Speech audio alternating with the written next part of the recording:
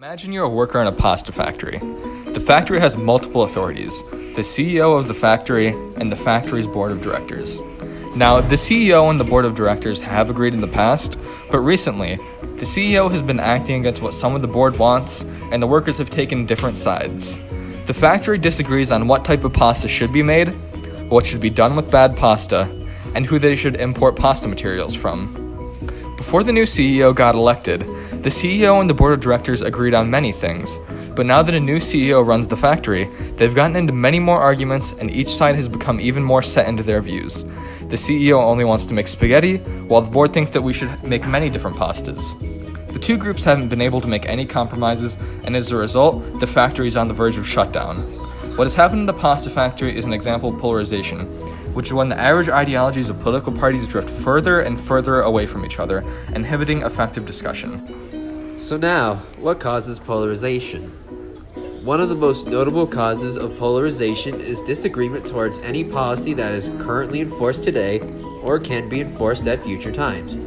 With this opposition towards a policy, groups of people will begin to debate and argue about the ways to solve the issue or issues that the policy focuses on instead of cooperating to create a definitive policy that all groups of people can agree on. In more recent times, polarization has even been seen in the Senate. Looking closer at this, the Senate's use of filibusters was, at one past time, used very rarely when looking over and discussing legislation that was in the process of being enacted. However, these filibusters are now a regular strategy used in any judicial appointments while discussing over the approval of any type of legislation or policy in the Senate, causing polarization within this policy process with the Senate. In our modern government, another cause of polarization is opposition on a certain political issue. These issues don't have to be from current politics, as polarization can result from debates in any type of political issue from any time, as the divide between the Democrat and Republican parties still exists on multiple issues to this day. So, let's go on a trip. When you get home, turn on the TV and go to the two most polarizing news channels, Fox News and CNN. Now listen carefully to the difference in ways topics are presented. Fox News is consistently right-leaning compared to CNN, who is easily the most liberal news source out there. These two news sources are how many obtain their knowledge, so polarized viewpoints are bound to affect perception on important issues. Specifically speaking, let's look onto their polarized stances on hot topic issues. Abortion, gun control, immigration, and climate change stand to be the most divided topics within our nation, according to Pew Research Center.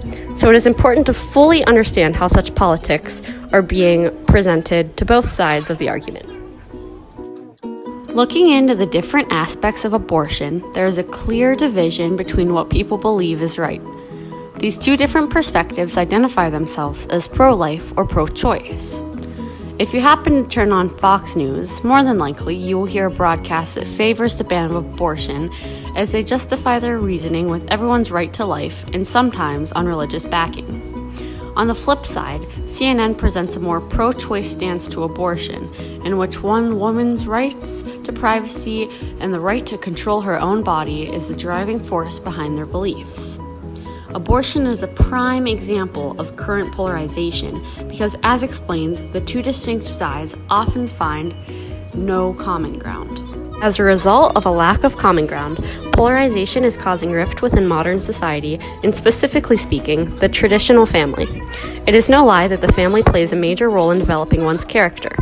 This is due to the process of political socialization in which one's political identity is formed. According to Pew Research Center, a close-knit family with the ability to talk openly is more likely to have mirroring political views compared to one who lacks the ability to communicate. The deep-rooted polarization surrounding current times is faulting the once belief that parental views are just passed down to their parents, as now less than half of Americans accurately perceive their parents' political leanings and adopt those beliefs. This phenomenon of individual thinkers branches directly from the type of relationship one has with their parents. With political polarization giving people black and white views of topics based around morality, it creates a higher sense of tension and strained relationships that push kids in their most influential years to oppose the view of their family. If this is a trend that polarization continues to contribute to, it will only result in more divided politics, launching our political scene to all-time high in terms of controversy.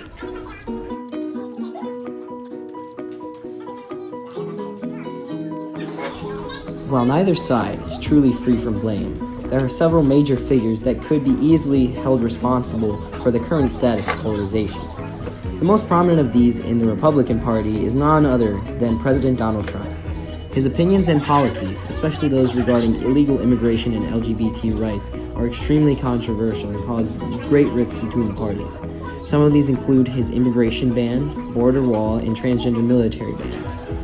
The president now receives most of his support from the Republican-controlled Senate, led by Mitch McConnell. McConnell has frequently discouraged working with the left, and this has led to a system where nearly any policy that is not explicitly Republican dies before making it to the signing desk. Unfortunately, these policies are massively unpopular with the left and get infinitely less support from the next group, progressive Democrats. This group, represented by popular congresspeople like Bernie Sanders and AOC, is essentially the exact opposite of everything that the president believes. They have consistently made strides to pass policy in contrast with the president's ideology, including a Green New Deal that would entail massive regulations on corporations, Medicare for all, similar to what is done in Canada and Scandinavian countries, and in fact even impeaching the president. Their continued proposition of these policies have opened them up to attack from the right and has been used as more fuel for the fire of polarization. These progressives, especially AOC, have been criticized by more senior members of Congress, like Speaker Nancy Pelosi. These left People from any part of time can be responsible for polarization under any issue. For a historical example of polarization, let's go back to the Reconstruction and the early 1960s. At these times, America was still suffering from the racial apartheid that resulted in massive racial inequality, despite having numerous laws passed in this time to allow racial equality to take place in America over a course of a century, between the end of the Civil War to the 1964 Civil Rights Act.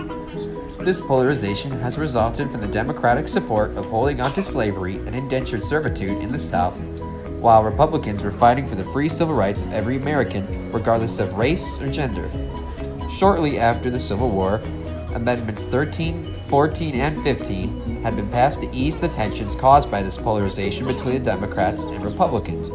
However, these tensions remained for several decades despite the passing of these amendments, along with later events including Plessy versus Ferguson and Brown versus Board of Education, to name a few. At the point of the early 1960s, this polarization had evolved to become a giant divide as the people across America supported vastly different ideologies. This polarization had led to most, if not all, of the protests occurring during this time as part of the civil rights movement, including anti-war protests, urban riots and fires, along with the famous nonviolence protests encouraged by Dr. King within areas such as the Birmingham jail. This example of polarization has caused a divide across the United States that ripped communities, allowed racial violence to take place, and eventually resulted in all of these rebellions fighting for civil rights.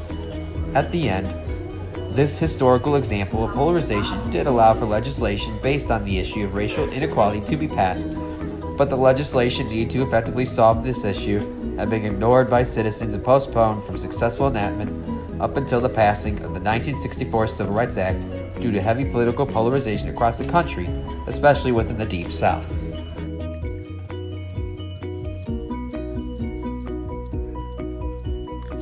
Now, while it's clear that party polarization has been increasing due to the tumultuous political climate we've had during the last few years, whether or not it's an issue could be debated.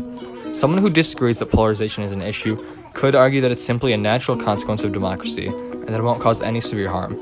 However, this drastic increase in party polarization has had a very damaging effect on our society.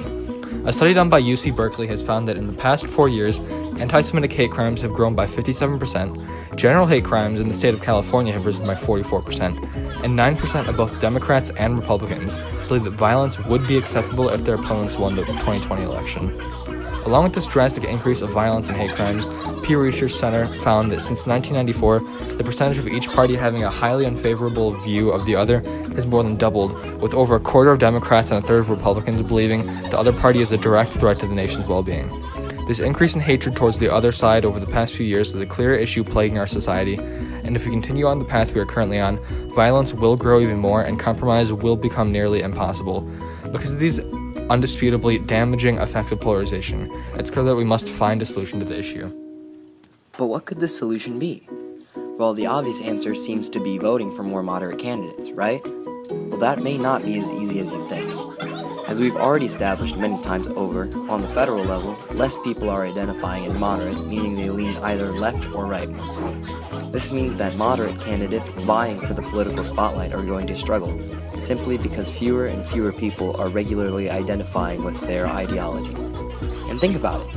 How many popular self-proclaimed candidate moderates do you know of? Hearing the names of more radical members such as Bernie Sanders, AOC, President Trump, and Mitch McConnell thrown around all the time in the media. But when's the last time you've heard of a Susan Collins or a Claire McCaskill? These moderate members of Congress are simply drowned out in all the discussions of border walls and Green New Deals. So on the federal level at least, it's clear that middle ground ideologies will not gain a foothold anytime soon. But what about the state level? Just look at the Oklahoma gubernatorial election. For years, Oklahoma was under the far-right governor Mary Fallin. Her extreme policies, including efforts to eliminate income tax while raising sales taxes, led her to become massively unpopular, leaving office with a 19% approval rating. The 2018 election led to another Republican, significantly more moderate Kevin Stint. He has found much more success and looks to be having a bright future ahead as governor. So how, in this culture of extremism, did he manage to succeed? Many attribute it to moderate Republicans' appeal to young white suburbanites, especially women. Could this indicate a more central Republican Party in the future? Unfortunately, no. Cases like these are far too isolated for this to be indicative of any real change. However, that does not mean we should lose hope. Bipartisan actions are still occurring on all levels of government, whether or not you can actually hear about them. This past year alone, 68% of bills have had bipartisan support, and 117 bills were passed, both high since 2008 for the 115th Congress. So despite everything going on in the world right now, just know that there is still some hope for an even marginally more stable political climate in the coming years.